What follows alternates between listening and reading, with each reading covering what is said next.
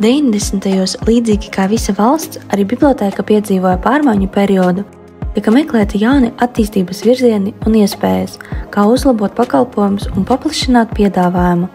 Bibliotēka aktīvi iesaistījās dažādos projektos, piesaistīja finansējumu no dažādiem fondiem, kas ļāva ieviest jaunas iniciatīvas. Tika organizēta pieredzes apmaiņas braucieni, veidojot sadarbību ne tikai ar kaimiņu valstu bibliotēkām, bet arī ar partneriem no Vācijas, Nīderlandes, Somijas un citām valstīm. Projekti veicināja gan bibliotēkas, gan tās darbinieku profesionālo izaugsmi.